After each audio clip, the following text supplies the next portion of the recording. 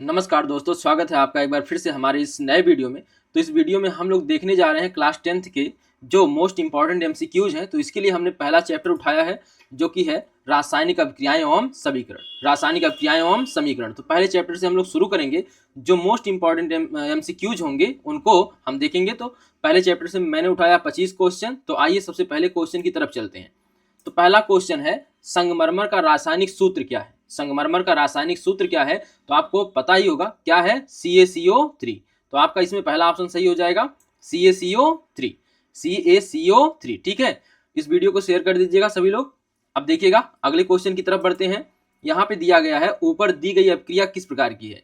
तो ऊपर दी गई अपक्रिया यहाँ पे देखिएगा Fe2O3 और इसके साथ क्रिया कराई गई है एल्यूमिनियम की। तो यहाँ पे जो देखिए आयरन है, यानी कि Fe है हमारा, यहाँ पे एल्यूमिनियम ने इसको क्या कर दिया, विस्थापित कर दिया।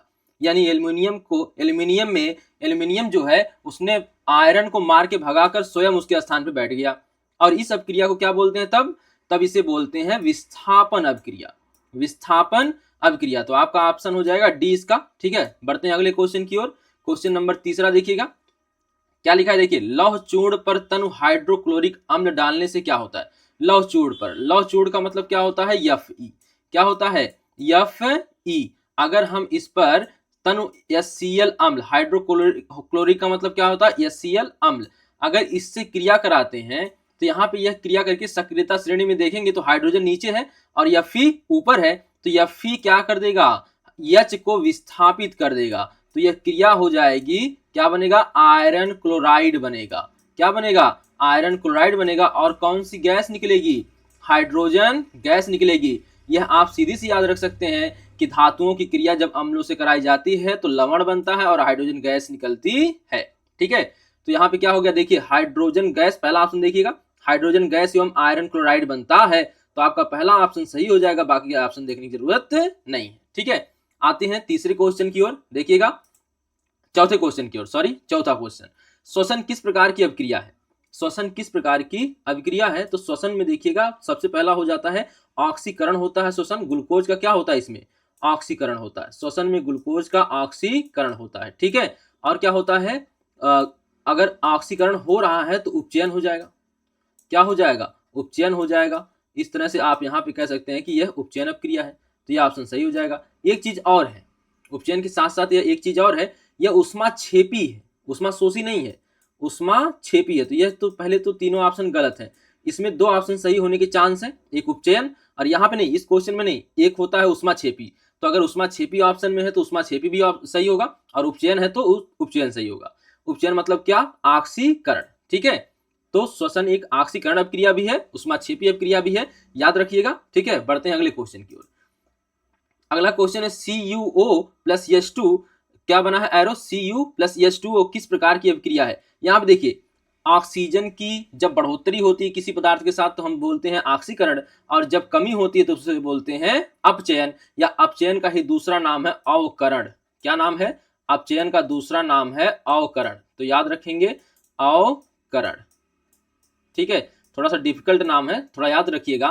किसको बोलते हैं? अपचयन को ही बोलते हैं, अपचयन को ही अवकरण बोलते हैं, ठीक है। तो यहाँ पे देखिएगा CuO, तो यहाँ से ऑक्सीजन जो है कम हो गया, जब यहाँ पहुंचा है तो ऑक्सीजन की क्या हो गई? कमी हो गई। और यहाँ से देखिए H2, इसके पास ऑक्सीजन नहीं था, लेकिन यहाँ पे जाते ही इधर अभिकारक से उत्पाद पक्ष में ज्यों ही गया त्यों ही ऑक्सीजन की बढ़ोतरी हो गई। यानी कि यहाँ ऑक्सीजन जहां बढ़ता है वहां उपचयन होता है और जहां ऑक्सीजन घटता वहां अपचयन होता है, यानी दोनों है। और जहां पर दोनों अभिक्रियाएं होती हैं उसे रेडॉक्स अभिक्रिया कहते हैं। तो पांचवें का ऑप्शन डी सही हो जाएगा, ठीक है। आगे बढ़ते हैं क्वेश्चन नंबर 6 की तरफ। देखिएगा, इलेक्ट्रॉन के स्थानांतरण से बने यौगिक कहलाते हैं। यहाँ पे यह आयनिक बंध वाला है तो वैद्युत संयोजी यौगिक कहलाते हैं। सीधे याद रख लीजिए, वैद्युत संयोजी यौगिक कहलाते हैं। अगले क्वेश्चन की तरफ बढ़ते हैं। तो अगला क्वेश्चन हमारा हो जाएगा 7वां क्वेश्चन। कौन सी गैस उत्सर्जित होगी जब धातुएं जल के साथ अपक्रिया करती हैं? तो धातुओं की जल से क्रिया कराने पर कौन सी गैस निकलती है? तो याद रख लीजिए, हाइड्रोजन गैस निकलती है। अगले क्वेश्चन की तरफ बढ़िए। तो क्वेश्चन नंबर 8वां है अब आपके पास। साग सब्जियों का विघटित होकर कंपोस्ट बनना किस अभिक्रिया का उदाहरण है? तो साग सब्जियां जब क्या होंगी? विघटित होंगी, तो किस अभिक्रिया के तहत यह आएगा? तो यह आएगा उष्माक्षेपी। आपको पता है कि जब ये विघटित होते हैं तो मीथेन गैस निकलती है, और मीथेन गैस ऊर्जा है, ठीक है। तो यहाँ पे ऊष्माक्षेपी अपक्रिया का यह क्या है, उदाहरण है, ठीक है। अगले क्वेश्चन की तरफ बढ़ते हैं, क्वेश्चन नंबर 9 की तरफ। तो यहाँ देखिएगा, दी गई अपक्रिया में कौन सा कथन सही है, दी गई अपक्रिया में कौन सा कथन सही है। तो लिखा है 2Cu प्लस O2 और CuO बना है 2CuO, यानी ऑक्सीजन, देखिए ऑक्सीकरण हो रहा है, ऑक्सीजन से क्रिया हो रही है ना, तो यहाँ ऑक्सीकरण हो रहा है। Cu के पास ऑक्सीजन नहीं था, लेकिन उत्पाद पक्ष में जाने से ही क्या आ गया, ऑक्सीजन आ गया। तो यहाँ पर कॉपर का ऑक्सीकरण हो रहा है, किसका ऑक्सीकरण हो रहा है, कॉपर का। कॉपर का अवकरण हो रहा है, क्या ऑक्सीजन की कमी हो रही है, तो नहीं हो रही है, क्योंकि कॉपर के पास पहले ऑक्सीजन नहीं था, अब ऑक्सीजन आया है, तो कॉपर का ऑक्सीकरण हुआ है, अवकरण नहीं हुआ। तो अवकरण का मतलब सीधा सा मैंने बता दिया था, अपचयन को ही क्या कहते हैं, अपचयन को ही क्या कहते हैं, अवकरण कहते हैं, ठीक है। तो अपचयन को ही क्या कहते हैं, अवकरण कहते हैं। आगे बढ़ते हैं, तो इसमें हो गया कौन सा ऑप्शन, आपका ए वाला। आगे बढ़ते हैं अगले क्वेश्चन की तरफ, 10वें क्वेश्चन की ओर। तो देखिएगा, लिखा निम्न अपक्रियाओं में से कौन सा विस्थापन अपक्रिया का उदाहरण है। तो विस्थापन अपक्रिया को हमने क्या बताया था कि तत्व प्लस यौगिक याद रखिएगा और विस्थापन हो जाए। देखिए यहाँ पर देखिए, यह तो वियोजन अपक्रिया हो गई, क्योंकि एकल अभिकारक टूटकर दो उत्पाद बना रहा है। और यहाँ देखिए, यहाँ पे देख लीजिए आप, एक तत्व है और यह एक क्या है, यौगिक है। तो इस तत्व ने जो यहाँ पर Fe है, इसने कॉपर को विस्थापित कर दिया CuSO4 से, यानी Cu को विस्थापित कर दिया, तो बना है कौन, FeSO4, ठीक है। तो यह हो गया विस्थापन अपक्रिया का उदाहरण। अगला बढ़ते हैं अगले क्वेश्चन की ओर। तो 11वां क्वेश्चन हमारा होगा अब, तो उसे देखिएगा, रासायनिक अपक्रिया के दौरान किसी पदार्थ में ऑक्सीजन का योग, यानी अगर किसी पदार्थ के साथ ऑक्सीजन की वृद्धि हो रही है तो वहां पर कौन सी अपक्रिया होगी, तो यहाँ पर होगी उपचयन अपक्रिया, ठीक है, उपचयन अपक्रिया। तो ऑक्सीजन का बढ़ना क्या कहलाता है, ऑक्सीजन का बढ़ना उपचयन कहलाता है, और ऑक्सीजन का घटना क्या कहलाता है, तो अपचयन। तो उपचयन मतलब ऑक्सीजन का बढ़ना और अपचयन मतलब ऑक्सीजन का घटना, ठीक है। अगले क्वेश्चन की तरफ बढ़ते हैं, हमारा क्वेश्चन नंबर अब होगा 12। तो एक भूरे रंग का चमकदार तत्व है, एक भूरे रंग का चमकदार तत्व यक्ष को वायु की उपस्थिति में गर्म करने पर वह काले रंग का हो जाता है, यह तत्व कौन सा है, तो इसको रट लीजिएगा, यह है कॉपर। कौन है, कॉपर। अगले क्वेश्चन की तरफ बढ़ते हैं, क्वेश्चन नंबर 13। देखिएगा यहाँ, Na2SO4 plus BaCl2 BaSO4 plus 2NaCl, यहाँ पे देखिए आयनों का आदान प्रदान हो गया। तो Na पहले था SO4 के साथ, अब चला गया किसके साथ, Cl के साथ। SO4 था पहले Na के साथ, अब चला गया Ba के साथ। तो यहाँ पे आयनों का क्या हो गया, आदान प्रदान। तो जहां पर आयनों का आदान प्रदान होता है वहां द्विविस्थापन अपक्रिया होती है।